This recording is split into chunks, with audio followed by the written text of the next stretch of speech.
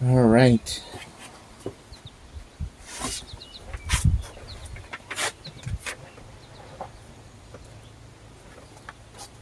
You're going to have to, as much as I lament it, scoot towards me so that you can be in the frame.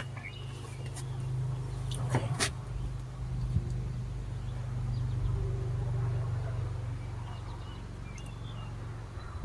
So,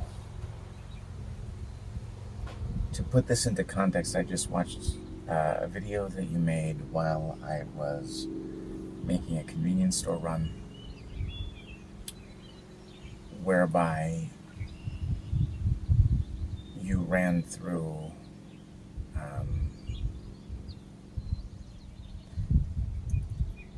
a number of things, most predominantly being your feeling that you want me gone,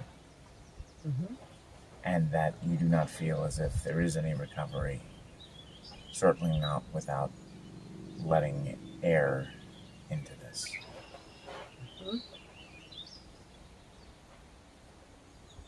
And you talk about how all it is that you've heard is that things are going to change and you're supposed to latch on to that and somehow it's all right again.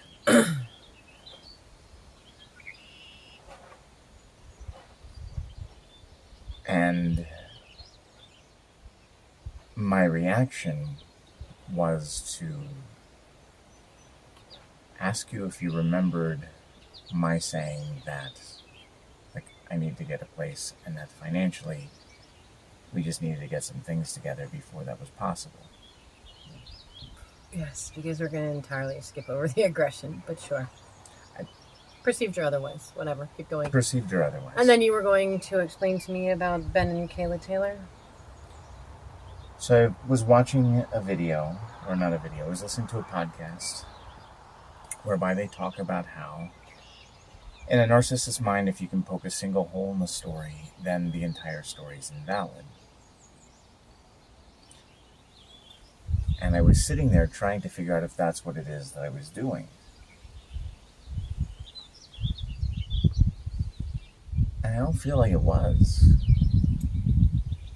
Like, I'm not trying to invalidate your experience. I'm literally checking in because at this point, I don't know if we agree on, like, base level what facts are.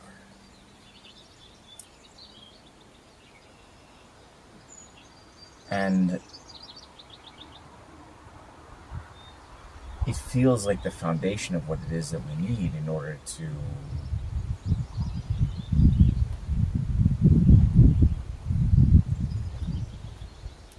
like find some common ground.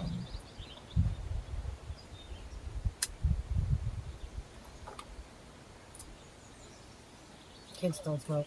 It's fucking terrible. You were saying?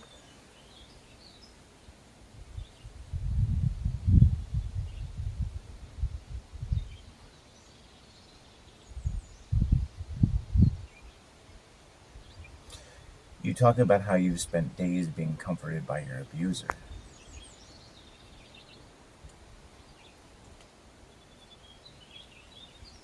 And I mean, I guess that's true. But it doesn't feel as if it's the only truth. Because I've also been a caring husband to the extent that I'm capable. I've also, like, it's just,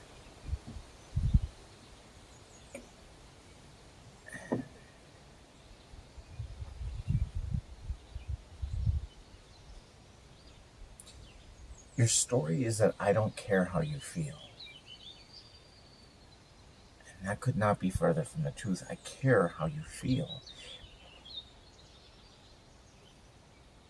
And you will acknowledge that, but you think it's that I care how you feel only to the extent that it impacts me, and that also isn't accurate.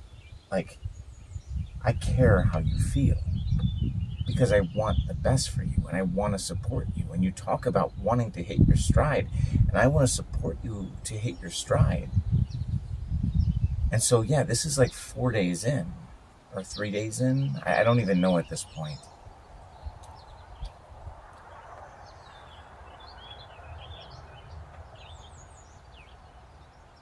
And like the first 2 mornings, I tried to help you find your footing. I tried to get, you Mel Robbinsing and up at 6 and on your grind. And it's like, I want the best for you. I genuinely do. And this morning it felt like we were making progress, and then it all fell apart again because of just continued drama with Ronan. And what would be the continued drama? I asked if I could make breakfast. He factually didn't answer me. And he swears he did.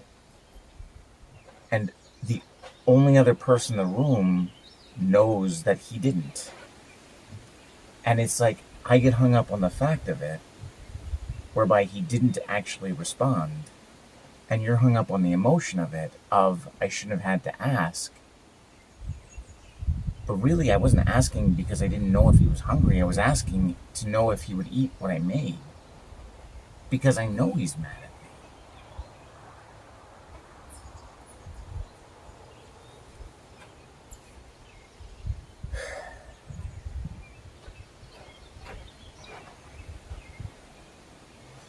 It very much feels to me as if you don't think that I understand how much damage I've done. And I do. I don't understand the why of it, but I certainly understand the magnitude of it and the degree to which it colors every interaction that we have.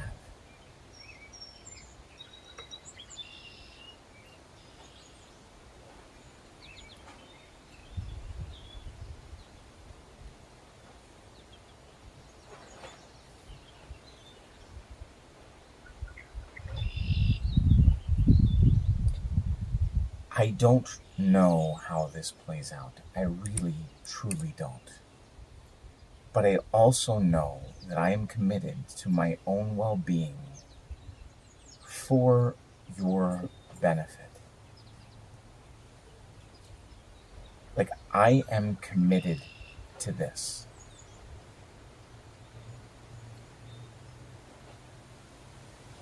I am committed to figuring this out. And I'm committed to serving this family.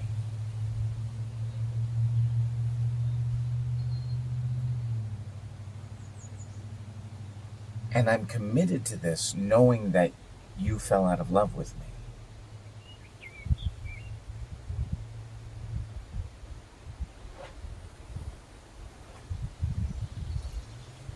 Because in my mind, your affection for me does not start or stop my responsibility to this family.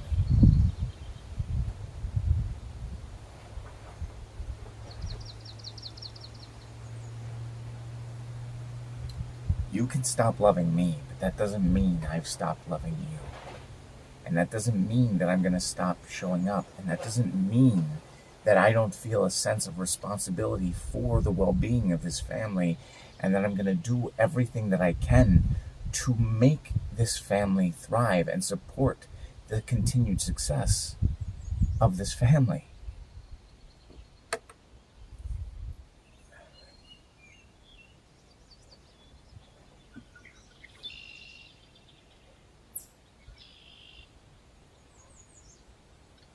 I fucking understand the irony of the cause of and solution to all of life's problems, right? It's a line from The Simpsons. It's one of my favorites from The Simpsons. Alcohol, the cause of and solution to all of life's problems. Homer's toast to Duff beer.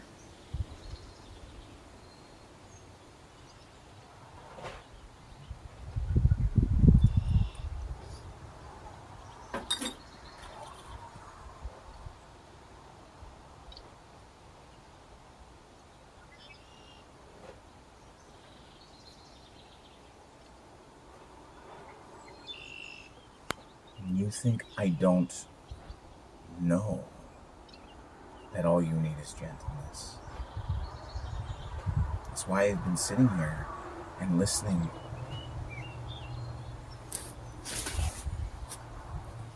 for days. For days.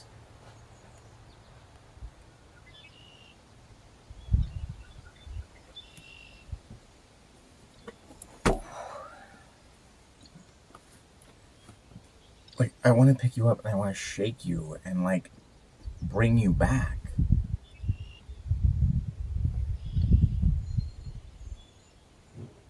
I don't feel like I should have to say that it's not to hurt you. Like, it wouldn't be to hurt you. Like I want to shake some sense into you.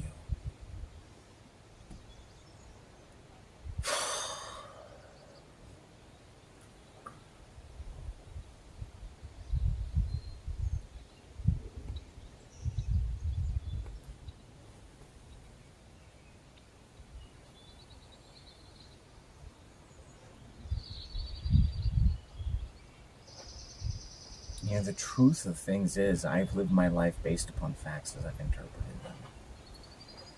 You live your life based upon facts as you interpret them, and you process most of what it is that you process through emotion. And you've been through trauma that I've caused, and you've been through trauma that predates me, and I've not spent the time, energy, or made the effort to understand CPTSD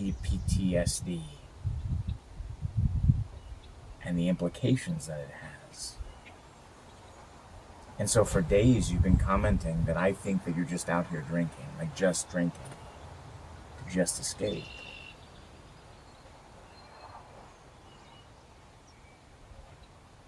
When I've been out here almost every bit as long with you, trying to help support you and make sure that you get grounded and find your fucking footing.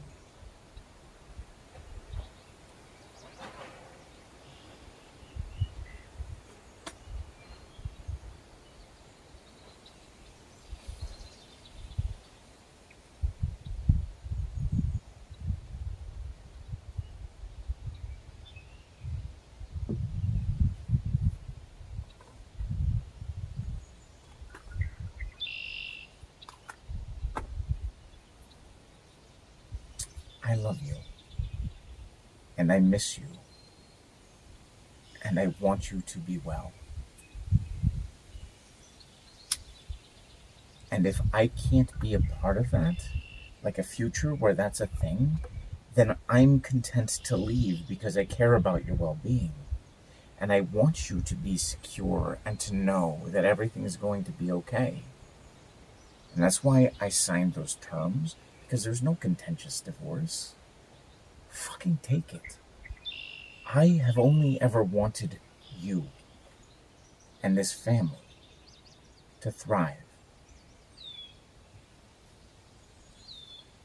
And I'm racked with guilt because of the ways that I've not faced my fucking shit, how it is that that's impacted you and Ronan every fucking day.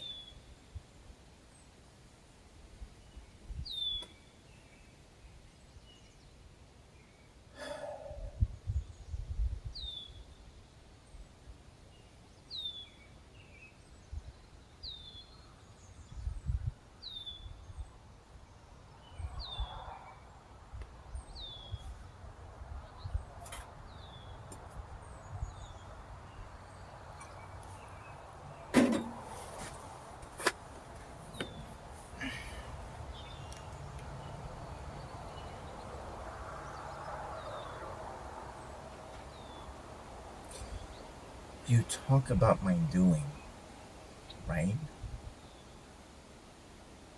Like it's some sort of bad thing, and it is to the extent that it is avoidance.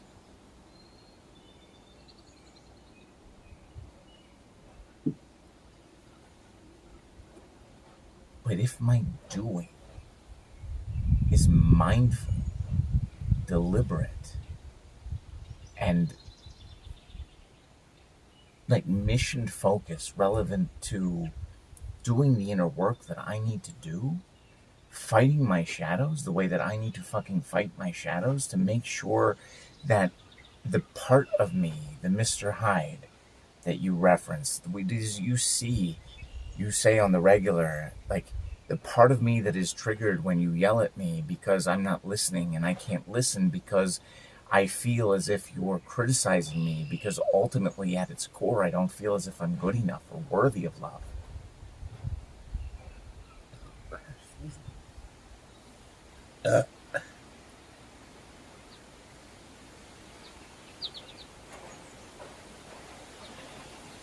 To the extent that that is the doing that I'm doing, I feel, and I will continue to feel, as if it is a worthy endeavor.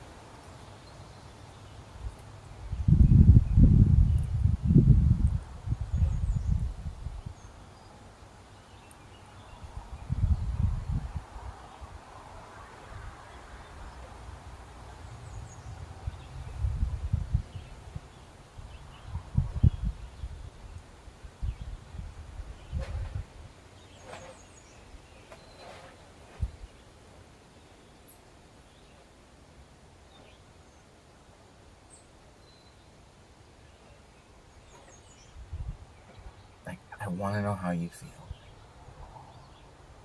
Truly.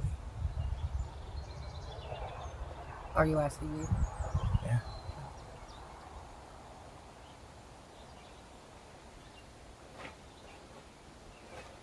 Because the interesting thing for me is that you are asking me.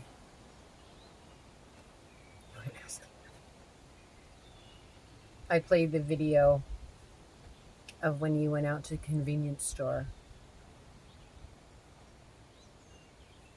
And you watched it.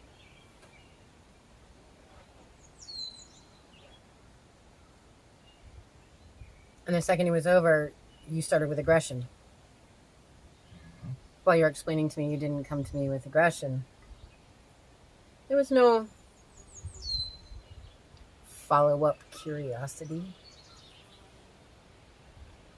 I'm sorry you feel that way. Could you tell me more? It was immediate defense. Hot on the heels of not even being able to make breakfast for my son because you needed him to tell you yes, as opposed to just being this gentle parent that comes in and says, I can see it's 10:30, you had a long ass day, that's what we were just talking about, you didn't go to bed until late, I'm just gonna make some food, push it under the door for you, I hope you'll eat it. Like, I don't need anything from you. This is my service, this is my offering to you in gentleness and kindness and compassion. You've been going through it for days. Your mother's been going through it for days. And I just want to be here as a source of strength and love and wisdom for you. Here is some nourishment. Instead, it becomes a fight. And my son is choking back the tears. And then I play that video of what I recorded while you were gone at the convenience store. As if that's convenient.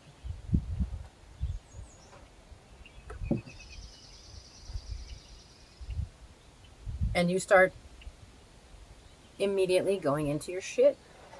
And three times I'm like, oh my God, I can't keep explaining this to you.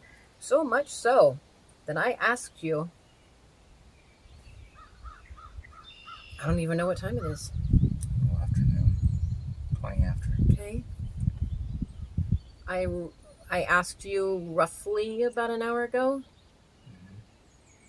to please just stop talking at me.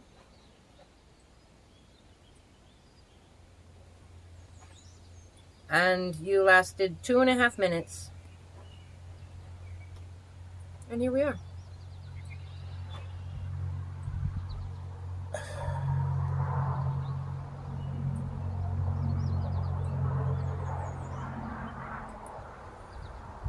You know, what's funny about that to me is the question that I asked Ronan was that if he was ready for food.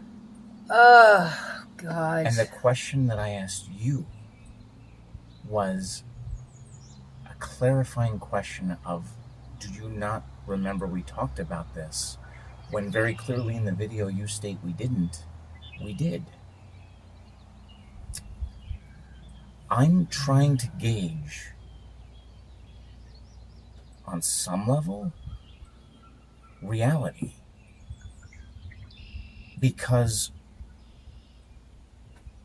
you are telling me something didn't happen, and he's telling me something did happen, when my perception very clearly is the opposite.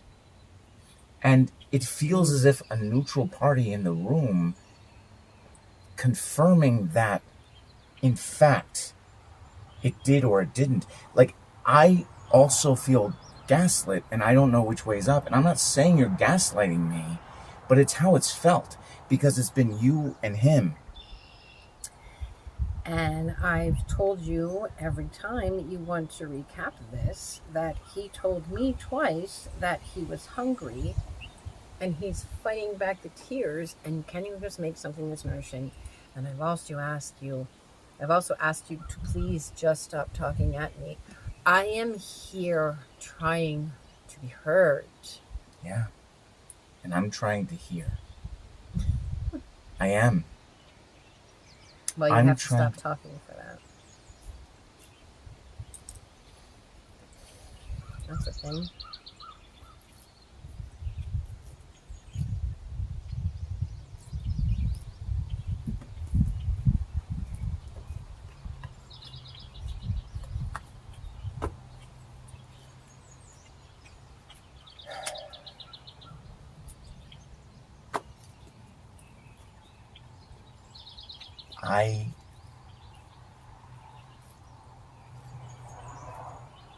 I struggle.